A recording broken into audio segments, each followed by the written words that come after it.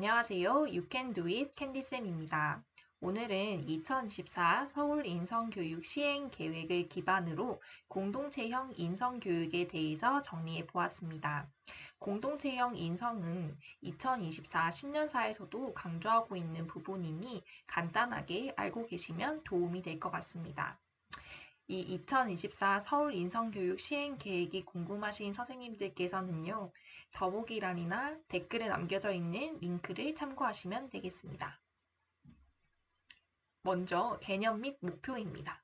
공동체형 인성이라 하면 모든 존재의 존엄성에 대한 인식을 바탕으로 차이와 다양성을 포용하며 건강하게 공존하는 세상을 함께 만들어갈 수 있는 역량을 갖춘 인성이라고 설명하고 있습니다. 따라서 3대 핵심 가치인 존엄, 포용, 공존 밑에 6가지 덕목인 자율, 책임, 존중, 나눔, 연대, 평화를 배운다라고 생각하시면 됩니다. 사실 이걸 외운다라기보다는요, 인성이나 인성적 자질, 학생들에게 가르쳐야 할 덕목을 이야기를 할 때 이렇게 가지수를 나누게 되면 좀 겹치지 않게 나누는데 도움이 되지 않을까 싶습니다. 서울 인성교육 목표 중에 초등학교에서 목표하고 있는 바를 3가지로 나누게 되면 첫 번째는 스스로 존엄한 학생입니다. 여기서는 자아 정체성과 자신감을 가지고 어떤 기초 능력과 자질을 기르는 측면에 대해서 다루고 있습니다. 두 번째는 서로를 포용하는 공동체입니다. 다른 사람을 존중하고 배려하는 기본 생활 습관을 기르고 더불어 살아가기 위한 역량을 기른다 라고 나와 있습니다. 세 번째로는 평화롭게 공존하는 세계 시민입니다. 우리가 사는 사회와 다양한 문화에 대한 관심을 가지고 생명과 자연을 존중하는 역량과 태도를 기른다라고 나와 있습니다.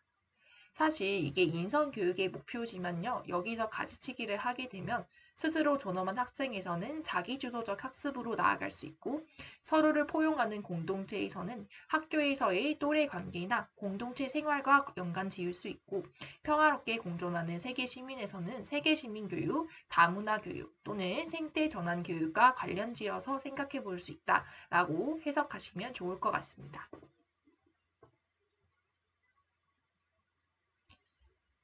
다음으로 서울 인성교육 추진 과제가 이렇게 나와 있는데요. 사실 여기서 구체적인 활동을 뽑아서 내가 겹치지 않게 말할 수 있는 것이 훨씬 더 중요하다고 생각을 합니다. 그래서 이 검은색 글씨로 되어 있는 부분은요, 이 인성교육 시행 계획에 그대로 나와 있는 것을 요약 정리해 온 부분입니다. 파란색 글씨로 해놓은 부분은 제가 실제로 심층 면접을 준비할 때 만능 답변으로 썼던 구체적인 활동을 조금 덧붙여서 소개를 해드리도록 하겠습니다.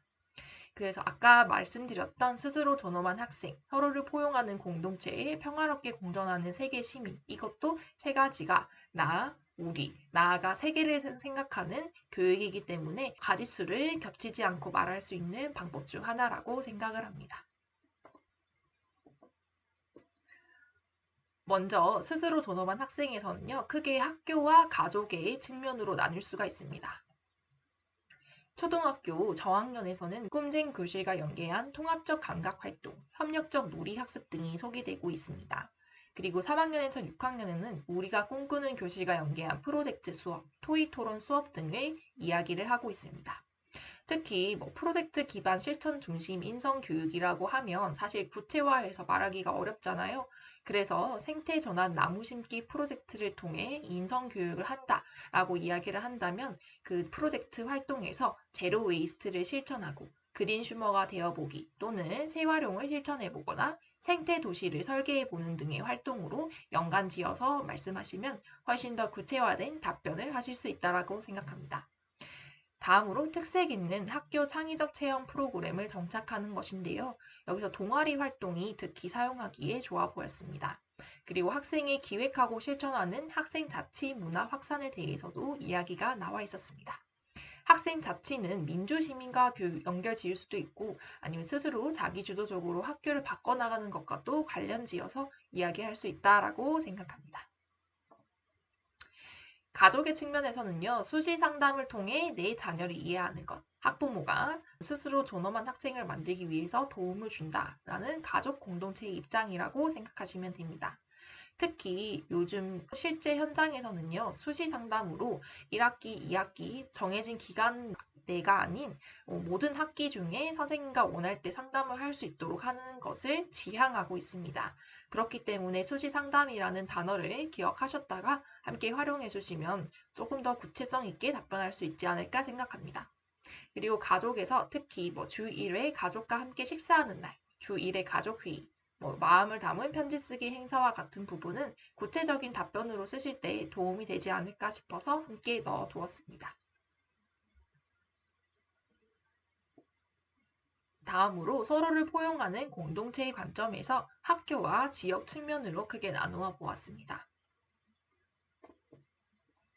학교에서는 교사와 학생 간에는 공동체 활동을 통해서 관계를 강화할 수 있고, 학생과 학생 간에는 학교폭력 및 언어폭력 예방 캠페인이나 칭찬 릴레이 또는 학생이 참여하는 교내 소통 방송을 이용할 수 있습니다. 특히 제가 화살표 표시를 해놨는데요. 학생 자치를 통해서 정교 어린이회를 해서 교내 소통 방송을 기획하는 이렇게 연결지어서도 이야기를 할 수가 있습니다. 실제 제가 근무하고 있는 학교에서는 이 교내 소통 방송으로 사연을 응모하는 것이 굉장히 활성화되어 있습니다. 그렇기 때문에 현실적인 답변이라고 충분히 생각합니다. 또한 역지사지 공존형 토론 연계 수업 운영에 대해서도 언급이 되어 있습니다. 회복적 생활교육은 항상 중요하게 언급되는 내용 중에 하나이죠. 그래서 학급 내 서클 활동으로 실내 서클이라든지 문제 해결 서클이라든지 이런 서클을 열어서 학생들이 민주적인 분위기 속에서 자신의 진실된 속마음을 이야기하면서 서로의 관계를 회복해 나가는 것과 연관지어 말씀하시면 좋을 것 같습니다. 특히 이 서클은요, 제가 신규 교사 연수 때도 따로 연수 시간이 있을 정도로 그렇기 때문에 알아두시면 좋을 것 같습니다. 예술 교육 또한 이 인성 교육의 일환으로 중시되는 것 중에 하나입니다. 초등예술 하나라는 명목 하에 어떤 활동을 할 수 있냐 하면 칼림바, 우쿨렐레, 통기타 등 선생님들께서 생각하시는 다양한 악기를 신청해서 학교에서 할 수 있다라고 참고해 주시면 좋겠습니다. 체육교육에서 신체적으로 학생들이 움직이는 것 또한 전인적 성장과 관련이 되겠죠. 그래서 스포츠 클럽에서 뉴 스포츠로 킥앤런을 하는 것을 제가 봤기 때문에 이런 것을 예시로 이야기를 해주면 좋지 않을까 싶습니다. 독서 입문 교육은 사실 어떤 근거든 만능 틀로 많이 사용하는 것이죠. 한 학기 한 권 읽기라든지 학년에서 같이 함께하는 윤독 도서 읽기 등을 활용해서 말씀하시면 좋을 것 같습니다. 신년사에서도 관계 맺음에 대한 이야기가 있었는데요. 관계 맺음을 통해서 학기 초에 새롭게 만나는 친구들과 상호 존중의 관계를 맺는 활동, 학급 공동체를 세워나가는 부분에 대해서도 학급 경영관을 가지고 계시면 좋을 것 같습니다. 다음으로 지역에서는요, 가족과 함께하는 지역 봉사 할 수 있다. 어르신 디지털 문해 교육을 할 수 있다라는 점 정도 기억해 두시면 좋을 것 같습니다. 마지막으로 평화롭게 공존하는 세계 시민과 관련된 내용인데요. 사실 여기는 세계 시민, 다문화, 디지털 시민, 생태 시민 이 모든 게 다 중요하게 심층 면접이나 수업 실현에서 출제될 수 있는 내용이라고 보고 있습니다. 특히 다른 내용들이 많지는 않기 때문에 제가 구체적인 답변을 붙였던 부분 위주로 설명을 드리도록 하겠습니다. 역시나 세계 시민 교육에서는 소통하고 경험하는 것을 중점으로 인공지능, 에듀테크, 국제 공동 수업 등을 관련지어서 말씀하실 수 있습니다. 다문화 교육은 사실 제가 따로 적지는 않았는데요. 한국어 교육에 대한 기회를 확대하거나 이중 언어 강사 등을 모시는 듯 아니면 학생들이 동아시아 프로그램을 통해서 동아시아 세계에 대해서 체험하는 등의 방법 또한 있을 것 같습니다.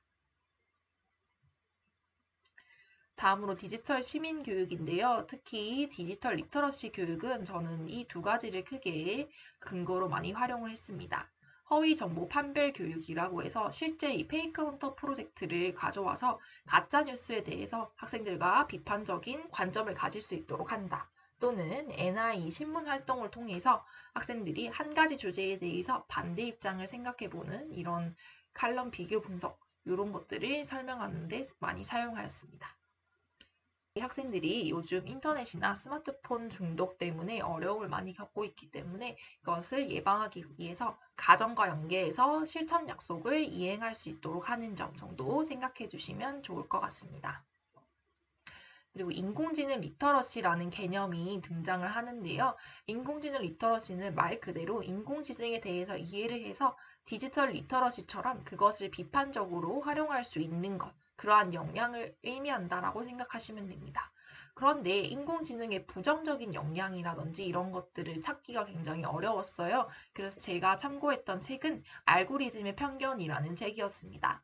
이 책에서 말하고 있는 것은 인공지능이 결국에는 빅데이터에 기반을 하고 있고 그 데이터는 역사를 반영하고 있기 때문에 인간이 무의식적인 편견과 차별을 학습한 알고리즘이 결국 이 인공지능이 답을 내리는데 영향을 미친다라는 것입니다. 그래서 흑인 여성의 얼굴을 제대로 인식하지 못하거나 전 세계에 있는 자기소개서 데이터에 대부분의 남성으로 기반을 하고 있다. 그래서 남성이 더 똑똑하다라고 이야기를 하거나 판단하는 인공지능이 있을 수 있다라는 것입니다. 간단한 예시인데 혹시 인공지능의 부정적인 부분에 대해서 생각이 나지 않으신다면 알고리즘의 편견에 대해서도 말씀하시면 좋을 것 같습니다. 그리고 생성형 AI의 교육적 활용인데요. 사실 서울특별시 교육청은 여름방학을 기준으로 생성형 AI에 대한 가이드라인이 나왔습니다. 그래서 학생들이 직접 이 생성형 AI를 활용하지는 못하고요. 교사 시연 중심으로 교사가 인공지능에게 물어보고 답한 것들을 분류하고 가짜 내용이 있는지 없는지를 판단해서 학생들과 함께 활용하는 정도로만 사용을 할 수 있습니다. 그래서 디지털 기기 대청소의 날, 불필요한 사진이나 메시지, 정보를 제거하고 느낌 나누기 또는 노약자 장애인 환자를 도울 수 있는 인공지능 프로그램을 만들고 공유하기 등의 활동이 이 시행 계획에 예시로 나와 있습니다. 여기서 제가 예시로 말을 한다면요. 청각 장애인을 위한 문자 수어 변환 인공지능, 목소리를 찾아주는 인공지능, 아동 보호를 위한 인공지능 등을 만들 수 있다라고 이야기를 할 수 있을 것 같습니다. 특히 지금 인공지능과 소프트웨어 수업을 하면서 소프트웨어 엔트리와 하드웨어를 이용해서 학생들이 이 컬러 센서로 컬러를 인식했을 때 무슨 색인지 말해주는 이런 인공지능을 개발해보는 활동을 많이 하고 있습니다. 저도 실제로 수업을 한 적이 있기 때문에 이러한 것들을 참고해서 말씀하시면 도움이 되지 않을까 싶습니다. 생태 시민 교육은 생태 전환 교육의 일환으로 많이 나오고 있는 주제 중 하나죠. 텃밭 가꾸기, 풀로기, 지구의 날 불 끄기, 1인 1 식물 기르기 등을 활용할 수가 있습니다. 특히 저는 1인 1 식물 기르기를 만능 답안으로 많이 활용하였는데요. 학급 경영의 측면에서 학생들이 책임감을 가지고 자기 주도적으로 식물을 기를 수 있고 식물을 통해서 학생들이 어떤 감정, 느끼는 교류, 식물 일지 쓰기 이런 것들 다 관련 지어서 말하기에 굉장히 좋은 만능 답안이었어요. 혹시 참고하실 선생님들께서는 1인 1 식물 기르기도 생각해 보시면 좋을 것 같습니다. 그리고 AI 스마트 렌즈를 활용해서 우리 학교의 식물 지도 만들기, 지역과 연계한 다양한 생태 지도 그리기가 있습니다. 여기서 식물 지도 만들기나 생태 지도 그리기는 실제 저희 학교도 이 교육청 관내로 참여를 했습니다. 그래서 4학년의 경우에는요, 식물 지도 만들기는 과학 단원과 연계해서 학생들이 직접 만들어 보았고요. 지역과 연계한 생태 지도 그리기는 이 지역 관내에 있는 초등학교들이 다 함께 참여해서 그려보았습니다. 그래서 실제로 이런 활동들을 하고 있기 때문에 구체화해서 말하는데 어려움은 없으실 것 같습니다. 지금까지 한눈에 보는 공동체형 인성 교육에 대해서 정리해 드렸습니다. 이상입니다.